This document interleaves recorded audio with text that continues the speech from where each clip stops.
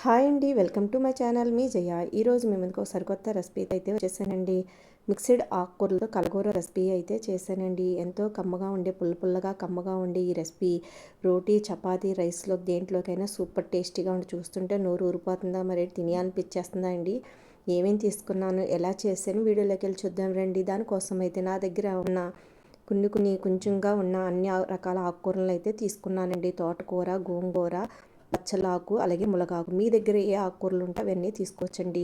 పులుపు కోసం అయితే గోంగూర తీసుకోవడం వల్ల మంచి సూపర్ టేస్టీగా ఉంటుందండి. ముందుగా స్టవ్ మీద ఒక బాండీ పెట్టి ఆయిల్ వేసి వేడెక్కిన తర్వాత పోపు దినుసులన్నీ వేసుకున్నానండి. ఆవాలు, జీలకర్ర, పచ్చెనపప్పు, అలాగే పచ్చెనపప్పు, ఇవన్నీ ఎండుమిర్చి, వెల్లుల్లి, కరివేపాకు ఇవన్నీ వేసి మంచిగా బ్రౌన్ కలర్ వచ్చే వరకు వేయించుకోవాలండి.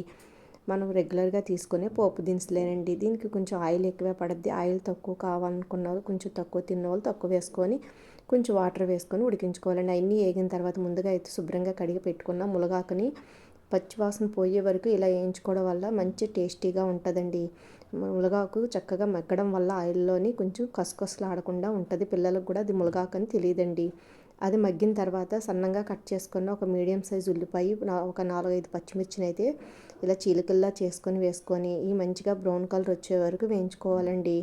ఆయిల్ దీనికి కొంచెం ఎక్కువే పడుద్ది, సాలపోతే మధ్యలో కొంచెం ఆయిల్ వేసుకోవాలని ఈ మగ్గడం కోసమని. అలాగే కొంచెం ఇంగో ఫ్లేవర్ మనకి డైజెషన్ కోసం కొంచెం ఇంగు వేసుకున్నానండి. పోపులో వేసుకునేటప్పుడు మర్చిపోయానని చెప్పి ఇలా తర్వాత వేసుకున్నాను. మీరు పోపులో వేసుకోవచ్చండి ఇష్టం ఉంటే.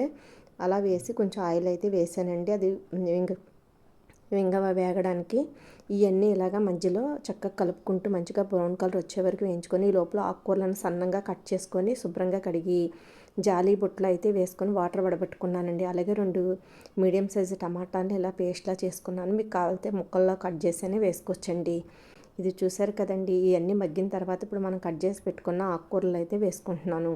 మన దగ్గర మెంతికూర కానీ అలా ఏమైనా వేసుకోవచ్చండి. పులుపు కోసం అయితే నేను గోంగూర వేసుకున్నాను. మీ దగ్గర చుక్కకూర కానీ అలాగే మామిడికాయ కానీ లేకపోతే చింతపండు గుజ్జైనా తీసుకొని వేసుకోవచ్చండి. మన టేస్ట్కి తగినంత పులుపుని బట్టి.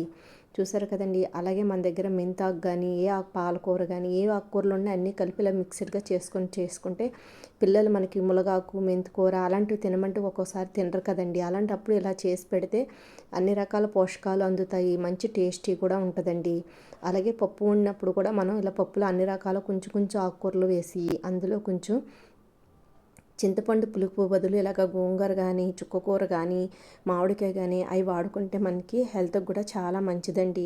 గ్యాస్ట్రిక్ ప్రాబ్లం ఉండదు. చూసారు కదా, ఈ ఆకుకూరలని బాగా మగ్గిన తర్వాత అయితే ఇలా మధ్యలో కలుపుకుంటూ ఉండాలండి. లేదా వాటర్ మనకు అడుగంటూ ఉంటుంది. ఇట్లా ఆకుకూరలో ఎక్కువ వాటర్ వస్తుంది కదా, ఆ వాటర్ ఎగిరి బాగా మగ్గిన తర్వాత మనం టమాటా గుజ్జు ఉంది కదండి, అది కూడా వేసుకొని ఇది కూడా మంచిగా మగ్గిపోయే వరకు మగ్గబెట్టుకోవాలండి. మధ్యలో కలుపుతూ మూత పెట్టుకొని ఇలా పప్పులో కూడా అన్ని రకాల ఆకుకూరలు వేసుకొని అందులో సొరకాయ కూడా తినడం వల్ల ఆరోగ్యానికి ఎంతో మంచిది కదండి. అలా కొంచెం సొరకాయ ముక్క కూడా వేసుకొని పప్పులోని ఈ ఆకుకూరలన్నీ వేసి వండుకుంటే చాలా టేస్ట్ బాగుంటుందండి. హెల్త్కి కూడా మంచి బెనిఫిట్స్ ఉంటాయండి. ఆరోగ్యానికి ఎన్నో ప్రయోజనాలు ఉన్న ఆకుకూరలు, కాయగూరలను ఇలా చేసుకొని కలగూర కిందకైనా చేసుకొని తింటే అవి ఎంతో మంచిదండి. మనకి ఒకే ఆకుకూర కాయగూర తినాలంటే తినలేం కాబట్టి ఎక్కువ అన్నీ తినమంటే పిల్లలు తినరు కాబట్టి ఇలా చేసి పెట్టుకోవచ్చండి. చూసారు కదండి. ఈ టమాటా గుజ్జు కూడా బాగా మంచిగా మగ్గాక ఇప్పుడు మన టేస్ట్ తగినంత ఉప్పు, పసుపు, కారం ఇవన్నీ వేసుకొని చక్కగా మరొకసారి కలుపుకొని ఇలా బాగా మగ్గిపోయండి. కానీ కొంచెం వాటర్ వేసుకుంటే చక్కగా మనకి ఈ ఉప్పు కారాలు పచ్చివాసన కూడా పోద్దండి. చూసారు కదా, కొంచెం కారం ఇవన్నీ పుల్లగా ఉంటాయి కాబట్టి కొంచెం కారం స్పైసీ తిన్న వాళ్ళైతే ఎక్కువ వేసుకోవచ్చు, లేదంటే తక్కువ వేసుకోవచ్చండి. చూసారు కదండి, ఇందులో మనం ఎటువంటి మసాలాలు కూడా వాడట్లేదు కాబట్టి చక్కగా ఆరోగ్యానికి కూడా ఎంతో మంచిదండి. ఇది వేడివేడి అన్నంలో కానీ, చక్కగా రోటీలో కానీ, చపాతీలకు కానీ, చక్కగా ఇందులో దోశల్లో కానీ ఎందులోనే పెట్టుకొని తినొచ్చండి. చూసారు కదా, అన్నీ ఒకసారి కలుపుకొని అందులోని పచ్చివాసన పోయే వరకు ఇలా మగ్గబెట్టుకొని కొంచెం వాటర్ అయితే వేసుకుంటున్నానండి. మరీ ఎక్కువ వాటర్ అయితే అవసరం లేదు, ఆకుకూరలే కాబట్టి. మనకి ఇలా వాటర్ వేసుకొని కొంచెం ఉడకబెట్టుకోవడం వల్ల ఈ కారం, ఉప్పులన్నీ పచ్చివాసన పోయి ఒకసారి ఆకుకూరలన్నీ కొంచెం గుజ్జులా అవుతాయండి. చూసారుగా ఫ్రెండ్స్, చాలా సింపుల్ అండ్ టేస్టీగా ఉండే ఎంతో ప్రయోజనాలు ఉన్న ఎన్నో ప్రయోజనాలు ఉన్న ఆకుకూరలతో ఈ రెసిపీ అయితే చాలా సింపుల్గా చేసేసుకోవచ్చండి. ఈ వీడియో అయితే మీ అందరికీ నచ్చింది అనుకుంటున్నాను. నచ్చితే అందరూ ఒక లైక్ చేయండి. అలాగే మంచిగా కామెంట్ పెట్టండి. లైక్ చేసి కామెంట్ పెట్టి నాకు మీరు పెట్టడం వల్ల ఈ వీడియో ఎక్కువ మందికి రీచ్ అవుద్ది, నాకు సపోర్ట్ చేసిన వాళ్ళు అవుతారు. అలాగే సబ్స్క్రైబ్ చేసుకోకపోతే సబ్స్క్రైబ్ చేసుకోండి. చూసారుగా, లాస్ట్గా కొంచెం దగ్గర అవుతున్నప్పుడు కొంచెం కొత్తిమీర కూడా ఎక్కువ వేసుకున్నానండి. కొత్తిమీరలో కూడా మంచి పోషకాలు ఉంటాయి కదా, అవి కూడా మనకి ఆరోగ్యానికి ఎంతో మంచిది, దాంతోపాటు వెళ్తుంది కాబట్టి మన కడుపులోకి, అందుకని అలా వేసుకున్నాను. చూసారు కదండి, ఇలాగ మీకు గ్రేవీలా కావాలంటే కొంచెం వాటర్లా ఉండేలాగా దించుకోవాలి, లేదా ముద్దలా కావాలంటే ఇలా చేసుకోవాలండి. చల్లారిన తర్వాత సర్వింగ్ బౌల్లో తీసుకొని సర్వ్ చేసుకోవడం, వేడి వేడి అన్నంలో వేసుకొని తింటే సూపర్ టేస్టీగా ఉంటుందండి. మనం మిక్స్డ్ ఆకుకూరలతో చేసుకున్న కలగూర రెసిపీ అయితే రెడీ అయిపోయింది. మీ అందరికీ నచ్చిందా అండి? నచ్చితే లైక్ చేయండి, షేర్ చేయండి, సబ్స్క్రైబ్ చేసుకోండి. ఇలాంటి మంచి మంచి రెసిపీస్తో మీ ముందుకు వస్తూ ఉంటాను. Thank you for watching friends.